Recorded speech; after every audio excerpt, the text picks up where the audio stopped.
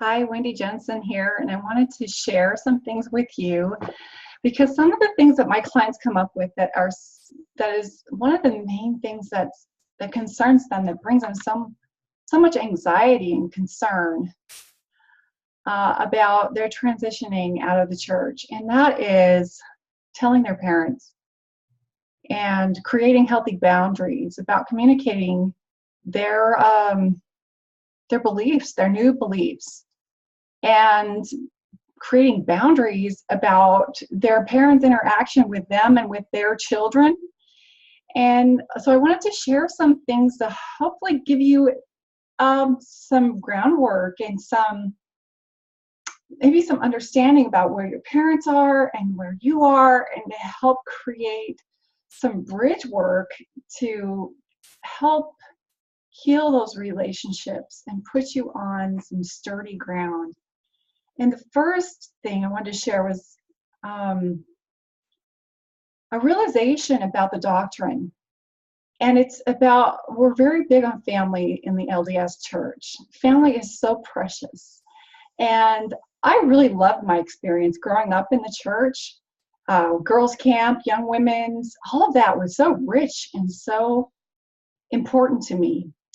And it wasn't until I had my first daughter that it all downloaded onto me. And as I was sitting there and I was nursing her, and the thought came to me that if I don't do everything perfectly, that I could lose this baby in the next life, and that there could be empty chairs at the table, and that I needed to walk perfectly and teach her everything, that I could risk losing her in the next life if I did not qualify for the celestial kingdom and make sure that all my family got there, that I could risk losing her.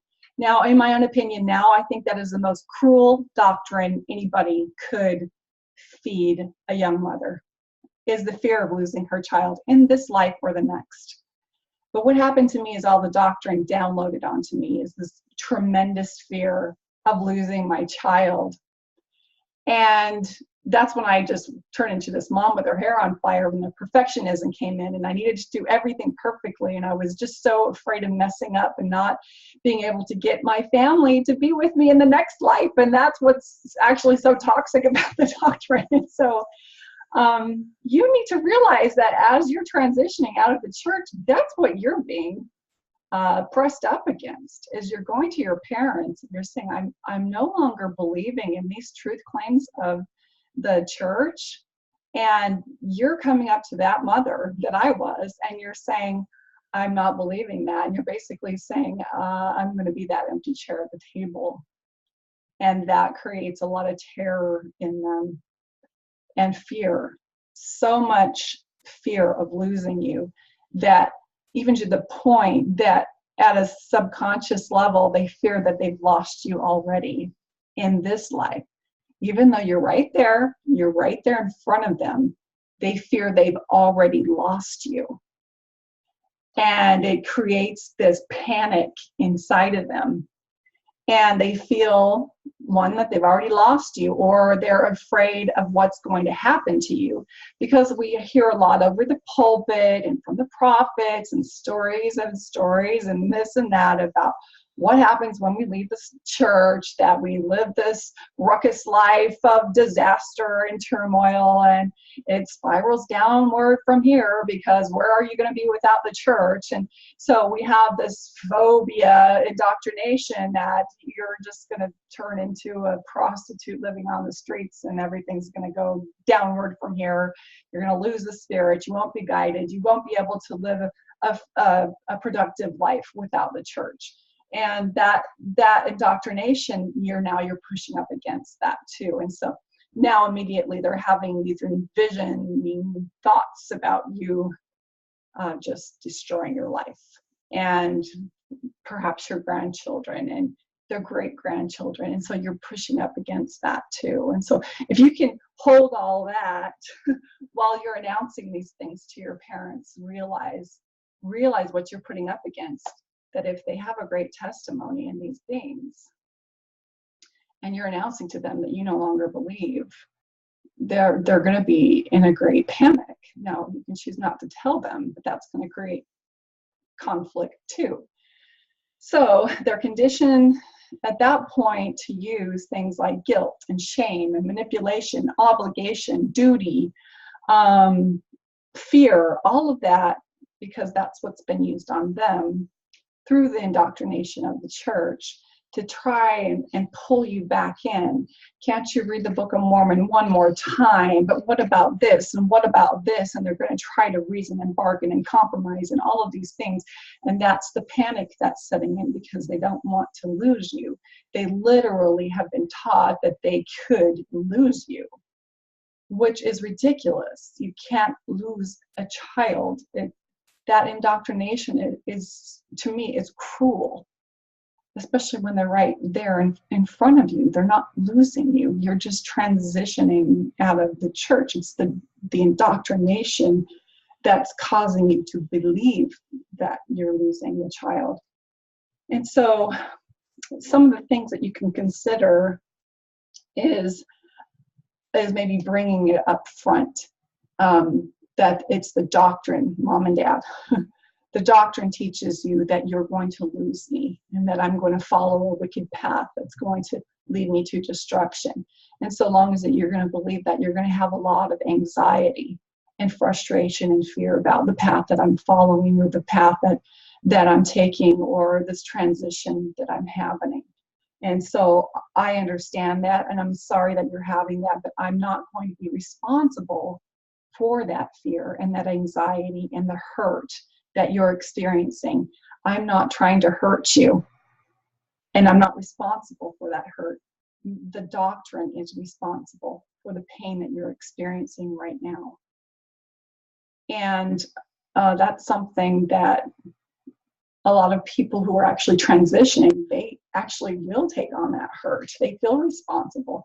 But when you take that hurt and put it onto the doctrine, you no longer feel guilty for the hurt that you're causing the parents. They hurt, they do, but it's not your fault that they hurt. You're not responsible for their hurt. The doctrine is what's hurting them. So, one of the things that you can do to kind of soften this is to ask them if they want to talk about it and be willing to talk about it with them. Some parents, they do want to know what the points are that brought you to this place. Some parents don't. It scares them. Honor that. They're not ready to talk about it. Here's the problem.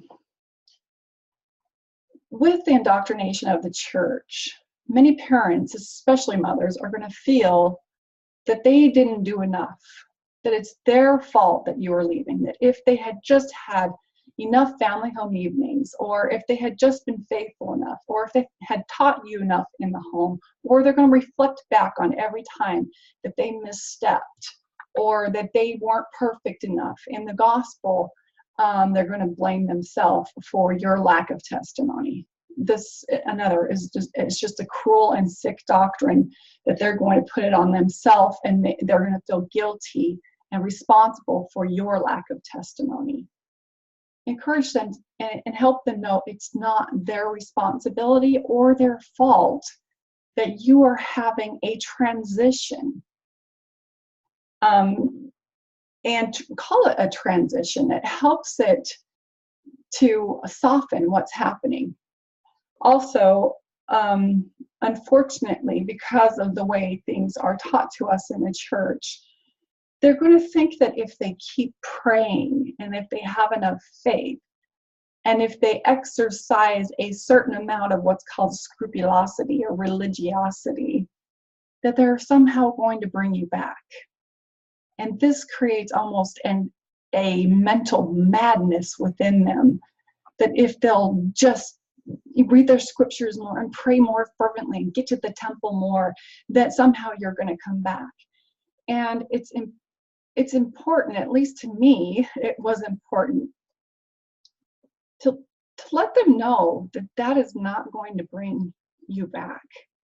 That because of the way you are transitioning, it's not likely that you're going to come back. You're not leaving because you're rebelling. You're not leaving because you're lazy. You're not leaving because of these reasons. You're leaving because you no longer believe, it does not make sense, and there's no way you can fit your understanding back into this tiny box. And so they need to let go of the hope that you're returning, and to not continue thinking that there's anything that they can do to convince you to come back. This is honoring your parents.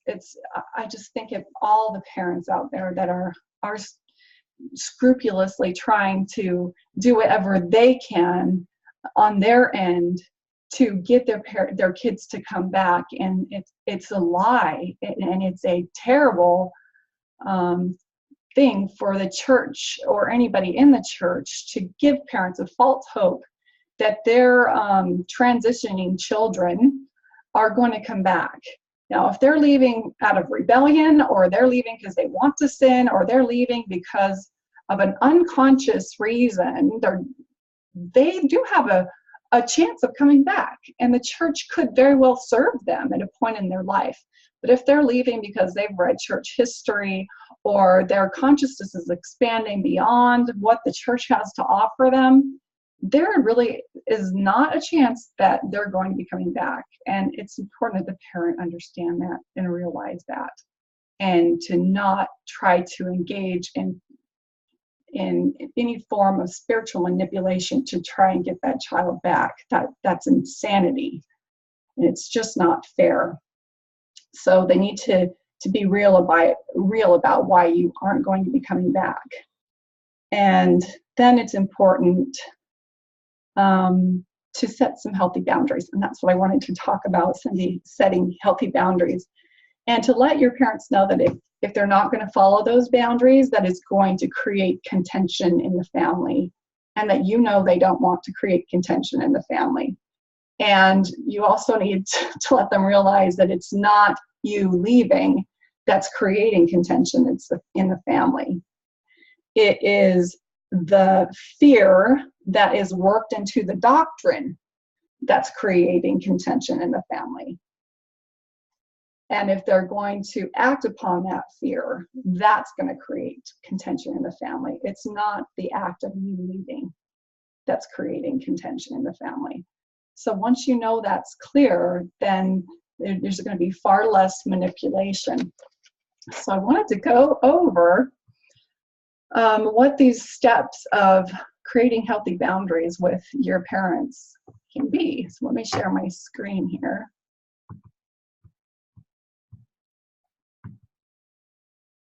First one is to identify the issue. So we've kind of already identified the issue, and that is that we want to make sure that your parents know that we don't want you to try and to manipulate the kids and to try and invite them to things, to try and coerce them into believing a certain way. We don't want you sharing your testimonies thinking that you're going to get us to come back in. We don't want you using isolated times with the kids to manipulate them in any way. We don't want you asking them questions that is crossing a boundary or a line when we're not around.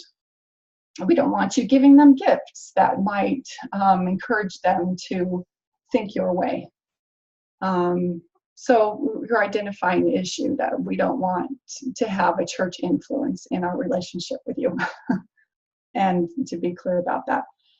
Now, that's just identifying the issue. As we go on here, we can outline that issue. But the second thing is what is it that you want? And as you're identifying, you can also use this healthy boundaries list with whatever. Maybe it's with your visits, with your parents.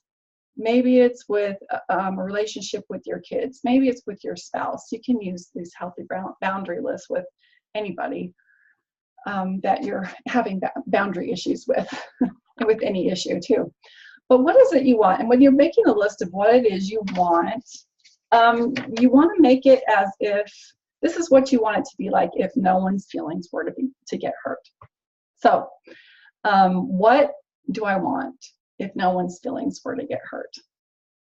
So that means I don't want anybody to talk about church when we're at family functions. I don't want anybody to, and maybe you're fine if they do, but what is it that you want? I don't want people asking me about why I'm not wearing my garments. I don't want anybody to expect me to abide their modesty rules when we're out in public, but maybe they do want me to abide them in their home. You might have to consider that. So what is it you want if no one's feelings were to be hurt? So write that down, if no one's feelings were to be hurt. So, and that might look like what I said before, is that I don't want you speaking to our children or asking them to go places that where you're clearly trying to influence them to think a certain way. I don't want you giving them gifts that are clearly trying, like a new set of scriptures, or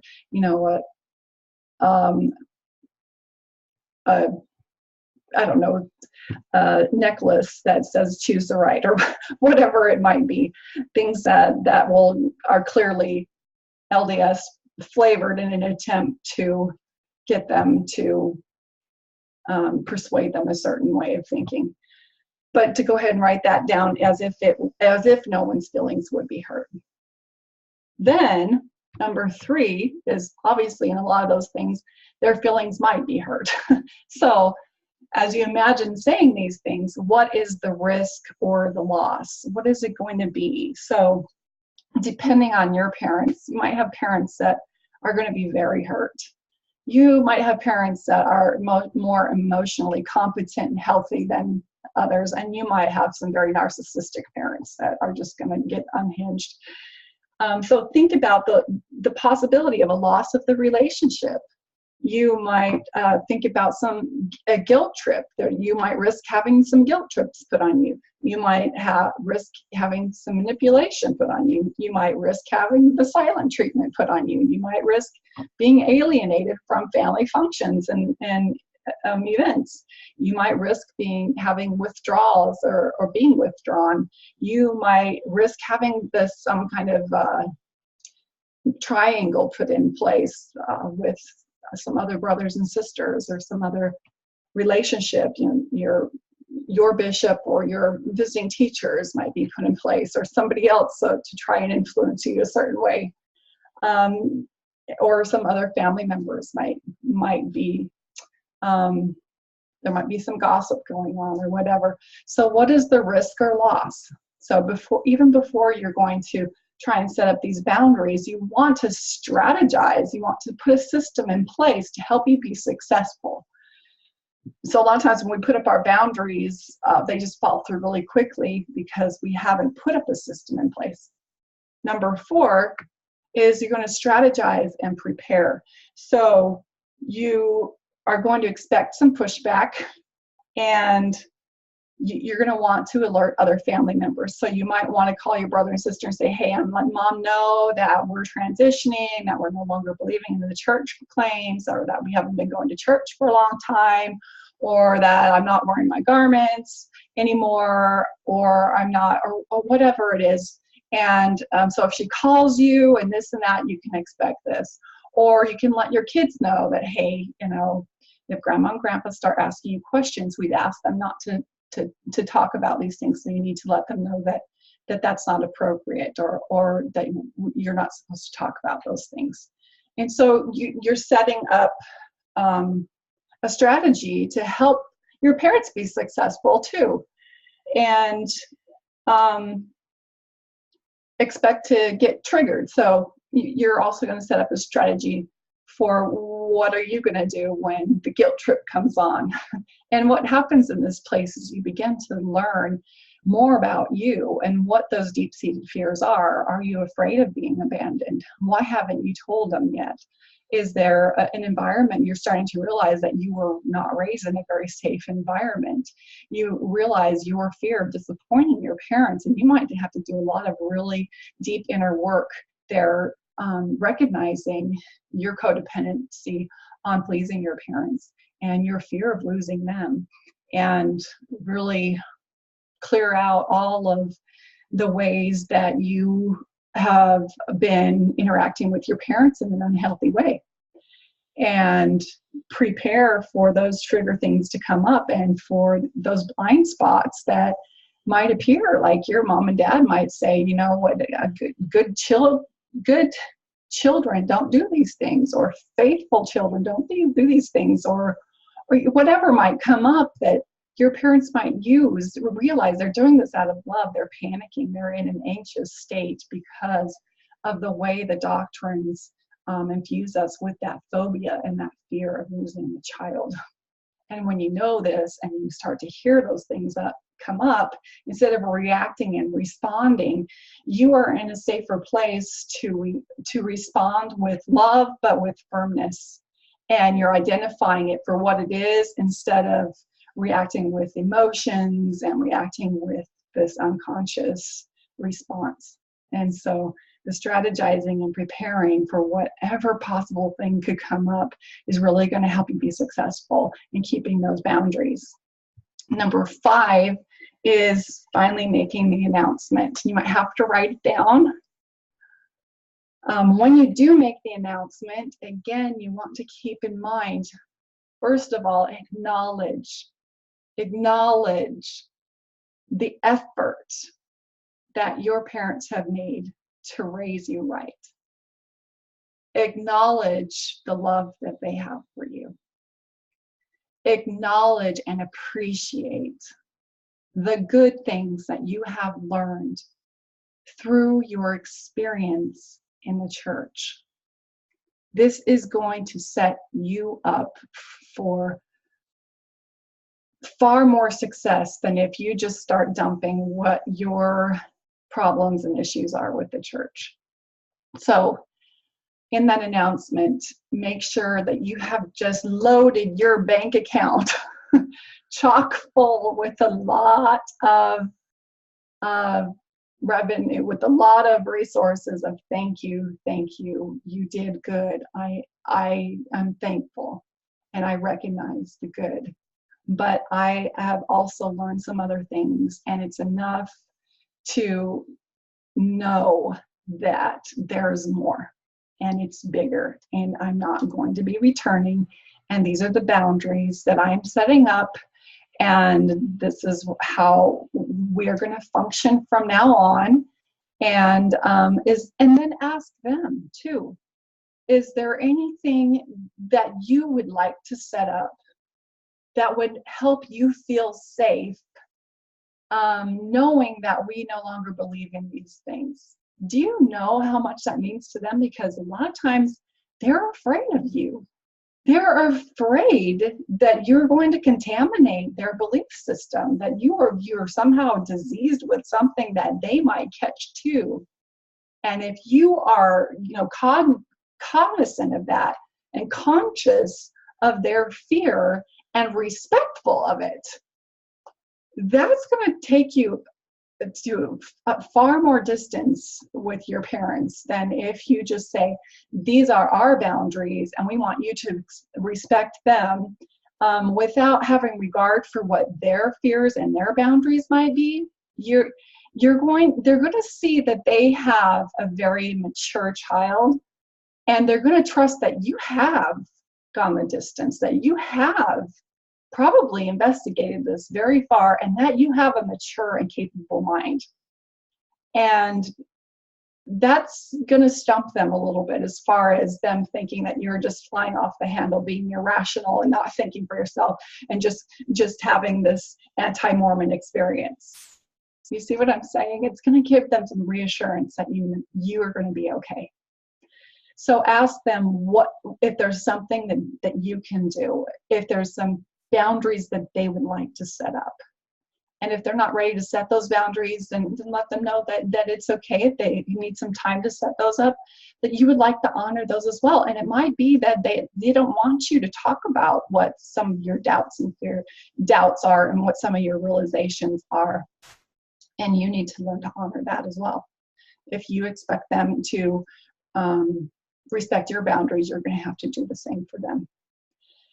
And then the final one is follow through.